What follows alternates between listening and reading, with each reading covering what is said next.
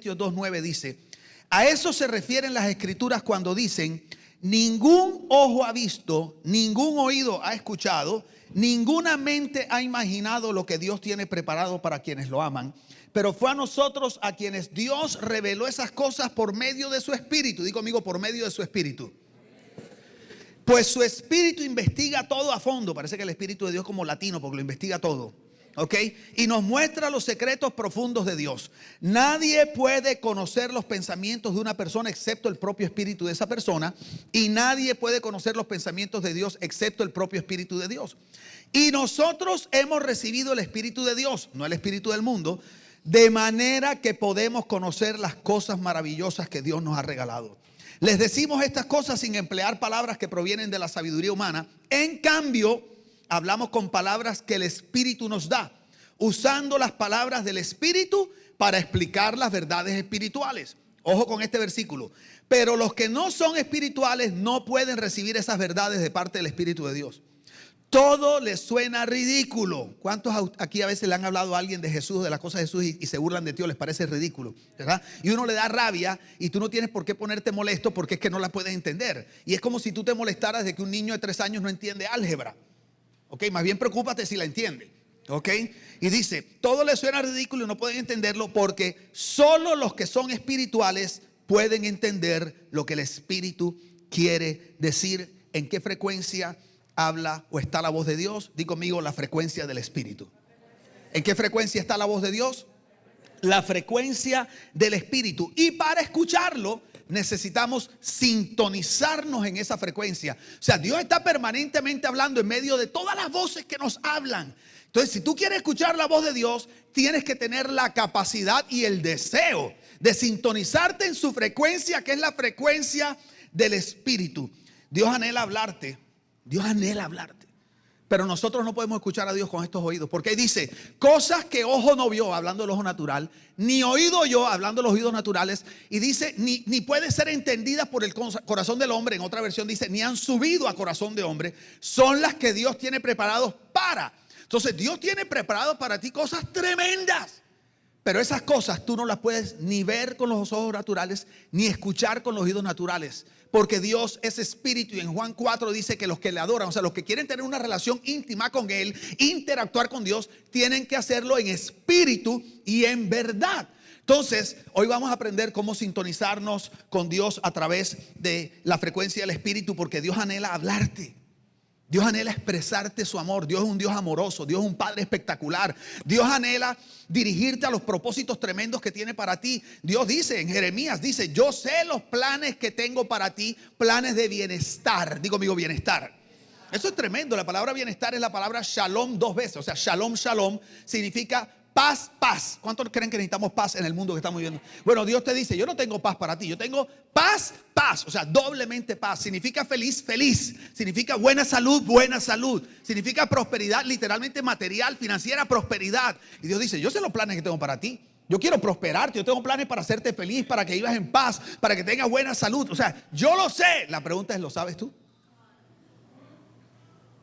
No lo puedes saber a menos que tú no aprendas a escuchar a Dios en su frecuencia. Entonces, como Dios anhela hablarte, yo quiero que tú sepas algo: Dios anhela más hablarte a ti que lo que tú anhelas escucharlo a Él.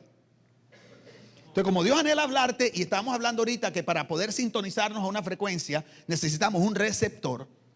Dios puso un receptor adentro de ti.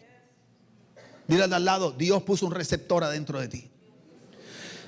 Mira cómo es Dios de tremendo, que anhela tanto hablarte que Él te puso el equipo que tú necesitas para poderlo escuchar. El equipo que puede descifrar las frecuencias del Espíritu y convertirlo en un idioma que nosotros podamos entender para que llegue a nuestro corazón y se vuelvan parte de nuestra vida. Pastor, ¿y cuál es ese receptor? Bueno, mira cómo dice el versículo 12 que acabamos de leer. Y nosotros hemos recibido el Espíritu de Dios, no el espíritu de este mundo, de manera que podemos conocer las cosas maravillosas que Dios nos ha regalado. Y Dios dice: yo anhelo hablarte, yo anhelo tener una relación contigo, por lo tanto, te voy a dar el equipamiento, el equipo necesario, la tecnología necesaria para que tú puedas interpretar mi frecuencia espiritual. Te voy a poner adentro el Espíritu Santo. Cuando nosotros aprendemos a conocer de Jesús y tú le abres tu corazón a Jesús y empiezas una relación con Jesús, la Biblia dice que el Espíritu de Dios entra a morar adentro nuestro. Esto es una cosa tremenda. Es una cosa tremenda la importancia de conocer la persona y la obra del Espíritu Santo.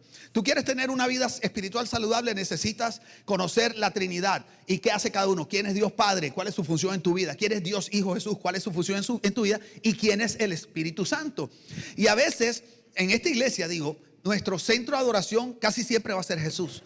Aquí hablamos del Padre, es una iglesia que creemos en la identidad de hijos, en poder encontrar nuestra verdadera identidad. Hablamos de Jesús, es el centro de nuestra adoración. Y también hablamos del Espíritu Santo. Y el Espíritu Santo es una cosa espectacular, porque Jesús, hablando del Espíritu Santo, dijo: ustedes les conviene que yo me vaya. Y tú dices, pero los discípulos dirán: oye, la están pasando bien los pelados. Oye, eso. Yo creo que la están pensando mejor que nosotros, ¿ok? Mira qué tremendo. Los discípulos no eran nadie. Antes de que Jesús llegara, eran unos pescadores de mojarra, ¿ok? Y ahí pescando, y otros hacían otras cosas. Y Jesús les dio identidad, les dio valor. Y ellos se volvieron como el grupo chic de Jerusalén. Tú sabes, del mar. Y cuando mira, ahí viene Jesús y sus discípulos. Y cuando Jesús les dice: le conviene que yo me vaya, los discípulos dijeron: ¿cómo que nos va a convenir que tú te vayas si tú eres el que le ha dado sentido a nuestra vida? O sea, no te puedes ir. Y Jesús le dice: no, es que ustedes no entienden. Yo sé que a ustedes les gusta y que es bueno que estemos juntos, pero es que hay algo mejor. Si yo no me voy, yo no les puedo enviar al otro consolador, uno que es igual a mí, muy parecido. Y la diferencia y la razón por la que es mejor, dice Jesús, es porque conmigo yo puedo estar con ustedes, pero el Espíritu Santo puede estar en ustedes. Si ves, no es lo mismo tener el radio al lado que tener el radio adentro. Son dos cosas diferentes. Cuando tú no conoces a Dios, necesitas el radio al lado, al pastor. Necesitas el radio al lado, al líder del grupo. Y yo entiendo eso en alguien que está aprendiendo a conocer a Dios. Lo que no entiendo es alguien que tenga una relación con Dios de hace rato, que necesita estar dependiendo enfermizamente, tú sabes, de sus líderes. Y empezamos a levantar iglesias codependientes donde la gente no puede tomar ninguna decisión si el pastor no los aprueba, no les dice que eso es de Dios. Te tengo una noticia. Aquí lo que queremos es enseñarte a que tú escuches la voz de Dios y tú aprendas a depender de Dios. Porque si no, yo no soy tu pastor, sino tu controlador.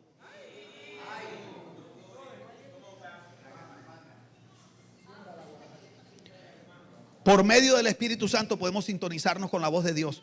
Hay muchas voces, digo conmigo, hay muchas voces. Muchas voces, muchas voces. Por ejemplo, está la voz del sistema del mundo. Nosotros vivimos en medio de un mundo, un sistema que nos está hablando permanentemente. Y a veces en la iglesia no entendemos la diferencia entre dos vocablos que en la Biblia llaman mundo. En la Biblia, cuando a veces habla del mundo, por ejemplo, que Dios nos ha enviado al mundo, Jesús dijo: así como tú me enviaste al mundo, yo los envío al mundo. La palabra mundo ahí es la palabra etnos. Cuando en Mateo 28 dice hacer discípulos de todas las naciones, está hablando de etnos, mundo, etnia, subgrupos, empresarios, culturas. Está hablando de la gente. Pero a veces en la Biblia habla de mundo cosmos, o sea, la estructura y el orden del mundo. Entonces, cuando la Biblia dice que Satanás es el príncipe de este mundo, está hablando del cosmos, del orden, de la estructura. Está diciendo que el sistema del mundo funciona de acuerdo al príncipe de las tinieblas, no la gente. Entonces la iglesia a veces dice: no, pero ¿qué amistad tiene Dios con el mundo, la luz con las tinieblas? No está hablando de la gente, está hablando del cosmos. Ojo con eso. Entonces la iglesia se aparta a un monasterio evangélico gigante. Por eso necesitamos hacer cada vez iglesias más grandes, porque en vez de tomar la iglesia, la embajada, y mudarla al mundo, queremos agarrar a los del mundo, salvarlos del mundo y mudarlos a la embajada. Entonces cada vez necesitamos edificios más grandes. Pero como digo yo, el problema es que la embajada está en bajada. El mundo nos habla, el sistema del mundo nos habla lo opuesto a lo que Dios quiere. Y eso apela, porque a nadie le gusta ser rechazado, ni avergonzado, ni sentirse que va en contra de todos los demás. Tenemos que tener a veces cuidado en la iglesia entre amar a la gente a convertirnos a como la gente es. Porque si la iglesia pierde su sal, ¿quién va a salar al mundo? ¿Dónde está ese equilibrio? Y esa voz nos habla fuerte. Y a nuestros hijos le habla duro todos los días. A través de todo le está hablando opuesto a lo que Dios dice. Otra voz que nos habla es la voz del yo. Digo, amigo, el yo. Todos nosotros adentro tenemos algo que nuestros deseos, mira, tus anhelos no son malos. A menos que no sean unos anhelos que van en contra de lo que Dios quiere para ti. Pero a veces en la iglesia le negamos a la gente sus sueños. Pastor, yo recuerdo cuando llegó Alejandra Lugo a este lugar. Yo te uso mucho de ejemplo de esto, Ale. Yo me acuerdo cuando llegaste, pastor, yo soy actriz, a mí me gusta actuar, pero estuve en un lugar, una comunidad espiritual donde me dijeron, tienes que dejar esa actuación, solo vas a actuar en los sketches que hagamos en la iglesia, Semana Santa y Navidad. Y vestía de monja. Un jean, nada, ¡ojo! Y ella me dijo, ¿y de qué vivo? Si ese es mi don. O sea, qué tremendo. Cuando pastoreamos la otra iglesia, llegó una vez Ángel López, el de Son by Four, el que cantaba vida, devuélveme mi fantasía. Y ellos iban allá con toda la banda. Y un día llega Ángel, ya llevaba como un año yendo, y estoy yo en la puerta, así como ustedes me ven aquí, igualito con 5,000 personas ahí en la puerta saludando uno por uno. Y yo decía, Espíritu Santo, recuérdame el nombre. Hola Gladys, ¿cómo estás? Gracias, Señor. Y me acuerdo que llega Ángel López y me dice, hola pastor, ¿cómo estás, JB? Mira, te tengo una buena noticia. Dios me habló que le dedique mi talento. Y yo, wow, qué lindo, Ángel, qué chévere. ¿Y qué piensas hacer? Bueno, voy a dejar de cantar en el mundo, ¿sí ves?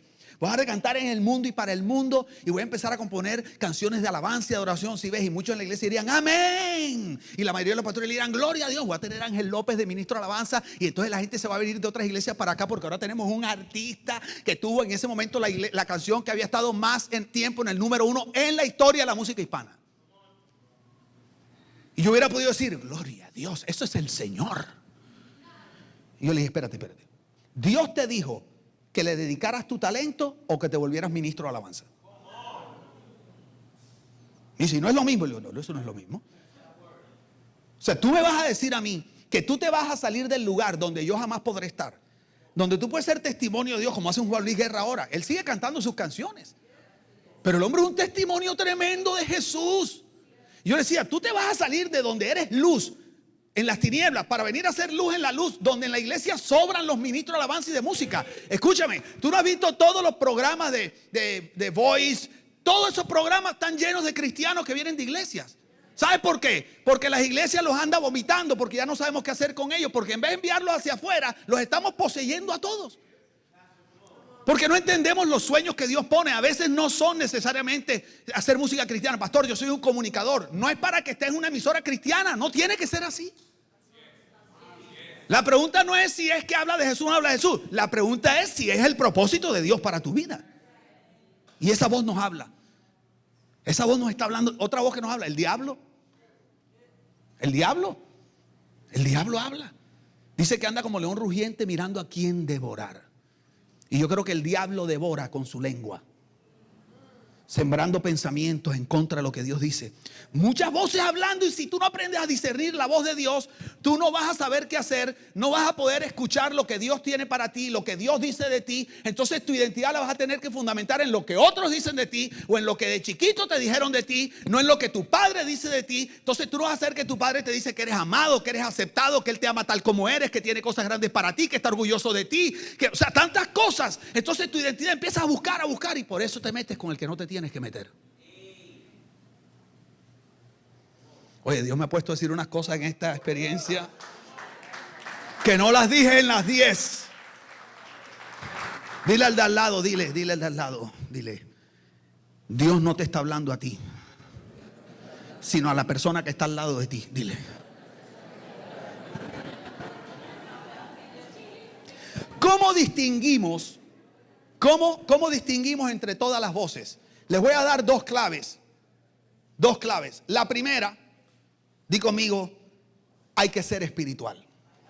Claro, porque acabamos de leer en el pasaje que dice, solo los que son espirituales pueden entender lo que el Espíritu quiere decir. Entonces, si tú no eres espiritual, o como diría allá en República Dominicana, espiritual, tú no vas a poder entender lo que dice el Espíritu Santo. ¿Qué significa ser espiritual? Oh, qué buena pregunta. Gracias por hacérmela. ¿Ok? Alguna gente piensa que ser espiritual es ser místico. Hay cristianos que todo el tiempo te miran con cara como de profundidad. Tú dices, ok, ¿este man es cristiano o se metió 3 tabacos? O sea, ¿qué le pasó a este man? Que si es cristiano se metió 3 tabacos, ¿ok? Porque están, hola, ¿cómo estás? Y tú estás afuera en un restaurante, lo más tranquilo. Hola, ¿cómo estás? Bien. Aquí, buscando la voluntad de mi Padre que está en los cielos. Cuéntame, ¿qué vas a comer? No solo de pan vive el hombre, sino de toda palabra que sale. Sí.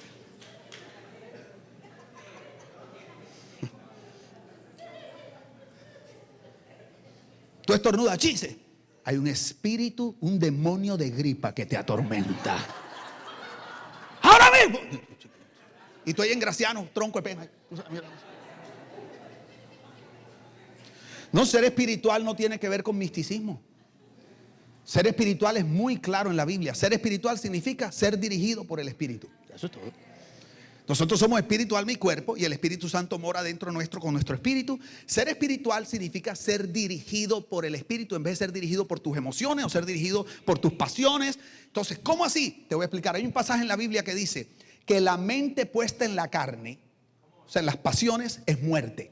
Pero la mente puesta que se inclina hacia las cosas del Espíritu es vida y paz. Entonces, ser espiritual significa que tú has entrenado a tu mente que es el centro de tus decisiones, tu mente es donde están tus anhelos, tu voluntad. Tú la has entrenado a someterse a las cosas del Espíritu, a vivir en torno a las cosas del Espíritu, a las cosas de Dios, a decidir en torno a aquello que es de Dios. Entonces, cuando tu mente aprende a vivir de esa manera, tú eres una persona espiritual. O sea que tú puedes ser una persona que conoció a Jesús hace un mes y ser más espiritual que un teólogo que lleva 45 años estudiando la Biblia. Porque yo conozco personas que acaban de conocer a Jesús y su corazón es dócil. Señor, lo que tú digas en lo poquito que conocen. Es que Dios me dijo, eso hago. Pero yo conozco gente que lleva 50 años estudiando la Biblia, cabezones, se la conocen de tapa a tapa, pero llenos de soberbia y de orgullo. Porque ser espiritual no es misticismo ni conocimiento de letra. Porque la Biblia dice que la letra mata, pero el espíritu da vida. Una persona cuyo corazón se inclina a la dirección del Espíritu Santo. Y ser espiritual, cuando tú tomas esa decisión de inclinarte, tienes que combinarlo en este primer punto, ser espiritual, con ejercicios y disciplinas espirituales. Las disciplinas espirituales como la oración, el ayuno, estudiar la palabra, ir a congregarte en un lugar, adorar. Eso no salva a nadie. Uno no es salvo por los ejercicios espirituales que hace. Tú eres salvo por lo que Cristo ya hizo por ti hace 2000 años. Pero las disciplinas espirituales fortalecen tu hombre o tu mujer interior y te permiten estar más firme. Y es importante porque cada decisión que tú tomas es como si fuera una pelea de perros. Y tú tienes 2 perros. Tú sabes, uno es la carne que te motiva a las cosas que no son de Dios y otro es el perro del espíritu. Pero si tu carne es un Rottweiler y el espíritu es un Chihuahua, cada vez que venga una decisión en tu vida y esos 2 perros empiezan a darse dientes, imagínate quién va a ganar. Entonces tú tienes que fortalecer y que tu espíritu sea el Doberman, el Rottweiler, tú sabes. Pero algunos aquí, muéstrame tu espíritu.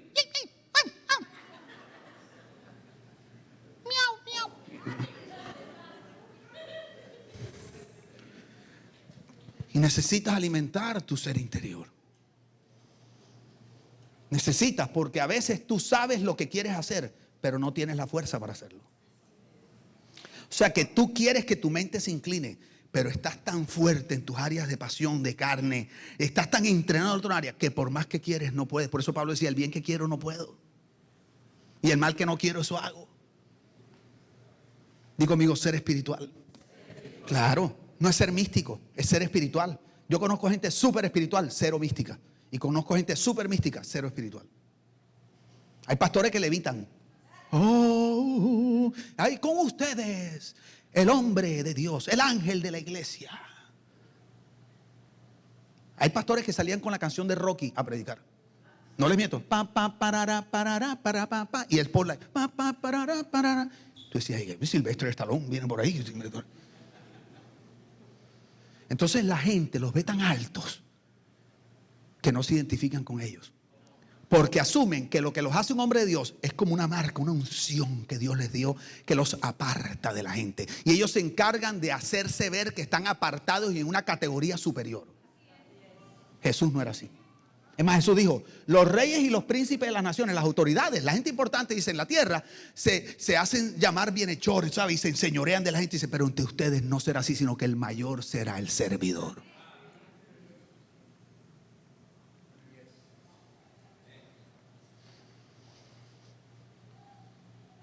Por eso es que nos asombra cuando cae un pastor. Porque como está allá, tú dices, ese man no puede caer de ahí. Es el intocable. Y tú lo ves en su mejor momento de gloria y resulta que lleva 2 años con la secretaria. Porque confundimos la unción de Dios con el carácter, la espiritualidad verdadera. La unción es un regalo que Dios te da. Dios le regala a algunos el don de sanidad. Si una burra profetizó, ¿qué te hace a ti pensar que tu mujer o tu esposo no pueden profetizar? Tú puedes. Es como si pasara por Horse County en la 72, vas pasando y pronto un caballo, si te dice el Señor.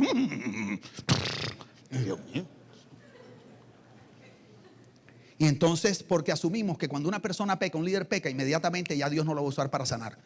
No, ya la palabra no va a funcionar. No hemos aprendido a separar una unción de Dios que es un regalo del carácter y la verdadera espiritualidad de una persona.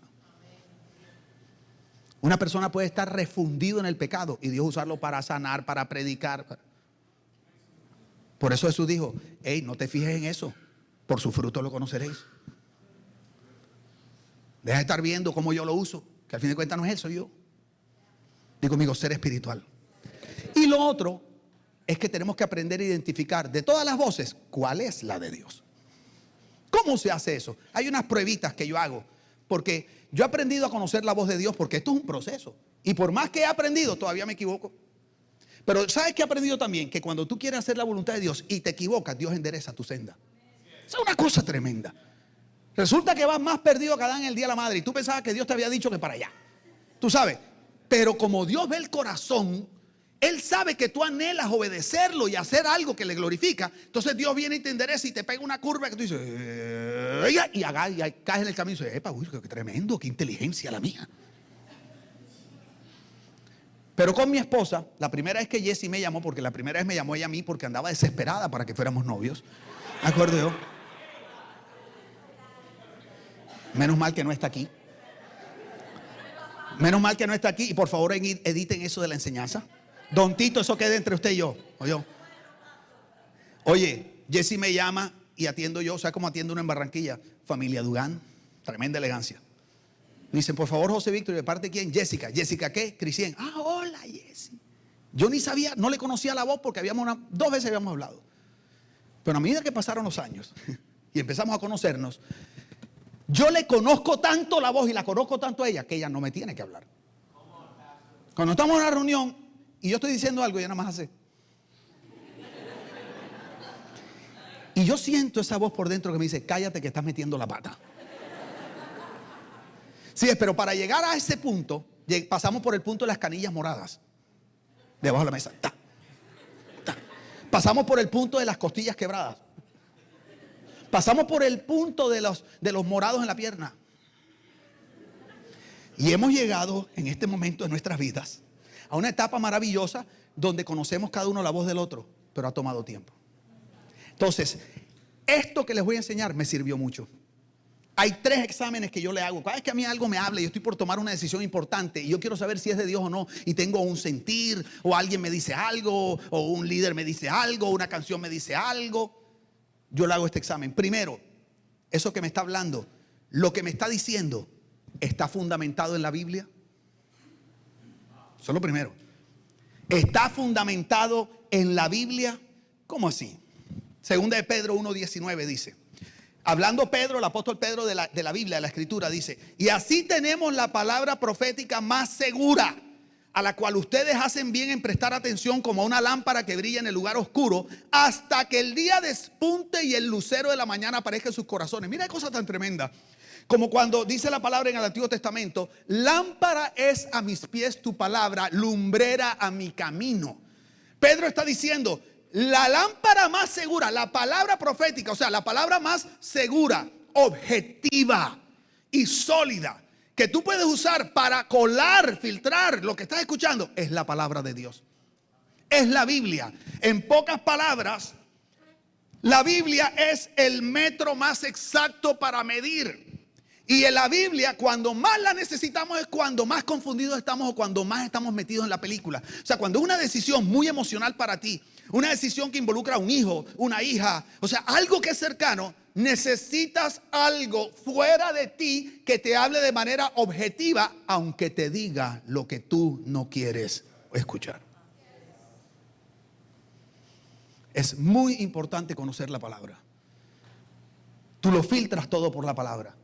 Por ejemplo, si la palabra dice que si tienes algo con alguien, un problema, y estás ahí, dice, ve, pon tu ofrenda en el altar, y antes de venir a adorar eso, dice, coloca tu ofrenda en el altar y ve y reconcíliate. Primero, como pastor, aclaro que me tranquiliza mucho que pide que dejes la ofrenda antes de que te vayas. Perdón, no era lo que iba a decir hoy.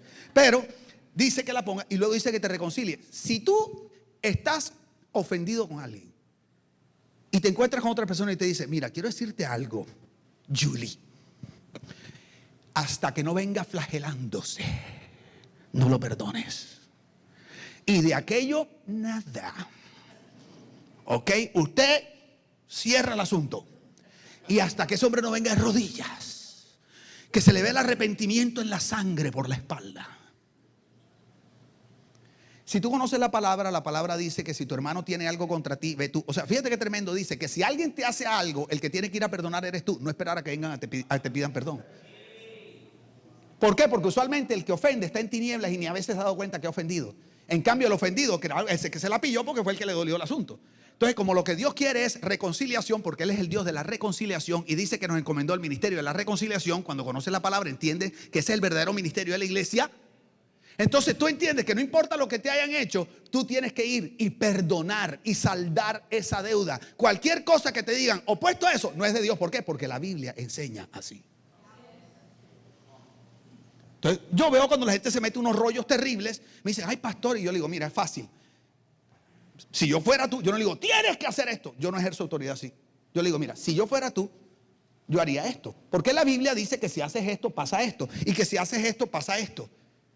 Eso no falla. Fijo que hacen esto y ¡tum! Cocotazo. Ay pastor, pero usted parece brujo, no pastor. ¿Cómo usted sabía? No tiene. ¿Usted acaso ve el futuro? Usted es profeta. No, yo conozco la palabra. ¿Cuántos aquí están en este momento? Digo, nosotros siempre estamos en un momento de decisión, pero ¿cuántos aquí están en este momento en una etapa de su vida donde realmente tienen que tomar una o dos decisiones, pero súper trascendentales en su vida? Levanten las manos al Señor. ¿Quieres tomar una decisión con seguridad? Necesitas fundamentarla en la palabra. Si la palabra no la respalda, quiero que entiendas, no es de Dios. El segundo examen que yo le hago es eso que me están diciendo, si manifiesta a Jesús. ¿Cómo así? O sea, eso que me están proponiendo que haga, eso que estoy escuchando, esa decisión, eso que voy a hacer, si eso es un reflejo de Jesús, de cómo Jesús vivió, de quién es Jesús, de su carácter. Mira cómo dice Hebreos 1:1. Hace mucho tiempo Dios habló muchas veces y de diversas maneras a nuestros antepasados por medio de los profetas. Y Dios todavía habla a través de los profetas, no es que no hable, pero quiero que notes que hace tiempo su manera principal de hablar eran los profetas, pero ahora dice, y ahora en estos últimos días nos ha hablado por medio de su Hijo. Entonces, Dios te puede estar hablando a través de mí, Dios te puede hablar a través de otra persona, pero quiero que sepa que el heraldo, quien Dios escogió para representar su voz en la tierra, es a Jesús. Por eso Jesús dijo, oye, cuando Felipe le dice, pero muéstranos al Padre y nos basta, Jesús le dijo, le dice, Tomás, Felipe, tanto tiempo he estado con ustedes y todavía no me conocen. El que me ha visto a mí, ha visto a mi Padre. Por eso en Hebreos 1:3, en el versículo siguiente ese dice que Jesús es el resplandor de la gloria de Dios. Dice la expresión, oye esto, la expresión exacta de su naturaleza. Dice la Biblia que el que ha visto al Hijo ha visto al Padre, que Él es la imagen visible del Dios invisible. Entonces, si tú quieres saber si estás escuchando la voz de Dios, cada vez que algo te hable, cada vez que alguien te hable, cada vez que te venga algún pensamiento, fíltralo por la vida de Jesús. Si no es algo que habla de Jesús, de su carácter de amor, de su carácter de misericordia, de su rectitud, no puede ser de Dios, porque Jesús es la voz más perfecta del Padre. Por lo tanto, si quieres conocer la voz de Dios, necesitas conocer cada vez más a Jesús. Mira esto que tremendo. Hace años atrás, en el año 96, creo, 95, cuando yo tenía como 5 o 6 años de edad, recuerdo yo. Esa risa, no me gustó. Mi esposo y yo vivimos en un apartamento chiquitito, de esos que había que salirse para que entraran las llamadas. Una cosa así, chiquito así. Entonces yo en las mañanas me iba a orar al closet, al walk-in closet, en medio de la pecueca, entonces ahí me metía a llorar. Ese era mi lugar secreto. Y un día estoy ahí adorando y orando y le digo, estaba aprendiendo a conocer a Dios como padre. Estaba en este descubrimiento de la paternidad de Dios y yo le dije, Padre, le dije, Dios, papá, le dije, yo anhelo conocer tu corazón. Y yo escuché clarito cuando el Padre me dijo, mira a mi hijo Jesús. Jesús es la imagen de Dios. Jesús es la voz de Dios. Tú no puedes saber lo que Dios habla si tú no sabes lo que Jesús habla. Si tú no sabes lo que Jesús habla, tienes solo 2 opciones. O eres un religioso o eres un agnóstico. No tienes otra escapatoria. Y por último, eso que te están diciendo, eso que estás oyendo, ¿glorifica a Dios? Entonces lo primero, ¿tiene fundamento bíblico? ¿Va con la palabra? Sí, listo. No significa que es de Dios, pero por lo menos sabes que está respaldado por Dios. Porque que la palabra lo respalde no quiere decir que es lo que Dios quiere que haga, pero por lo menos tú sabes que no es algo en contra de lo que Dios dice. Segundo, ¿manifiesta lo que a la vida de Jesús? Sí. Ok, tercero, ¿glorifica a Dios? ¿Cómo así? Eso que te está proponiendo esa voz, eso que vas a hacer, honra a Dios, honra sus principios, honra su carácter, honra su verdad, honra sus propósitos, te lleva a vivir de acuerdo a sus principios y propósitos. Por ejemplo, ¿te motiva a amar o te motiva a odiar? Dios nunca te va a motivar a odiar, Dios nunca te va a motivar al resentimiento, Dios nunca, por ejemplo, ¿te motiva a la unidad o a la división? Vamos a poner un ejemplo de la vida real cristiana. Oye, ven acá, es que tenemos un grupito de oración secreto. Oye, ¿verdad? Secreto, con un WhatsApp secreto. ¿Y eso cómo así? Es que hemos estado orando y el Espíritu nos ha estado mostrando, por ejemplo, que el pastor está desenfocado. ¿Cómo va a ser? Y vamos a orar por él. Cuando yo veo esas cosas, yo digo, no es que el pastor es desenfocado, que tú lo que estás es más bien como insatisfecho con lo que está pasando en la iglesia. Pregunta, ¿los pastores nos desenfocamos? Todo el tiempo. Yo no tanto, pero sí. ¿Ok? No, por si acaso, no sea que alguien diga, muchachos, salgamos corriendo de aquí. Okay.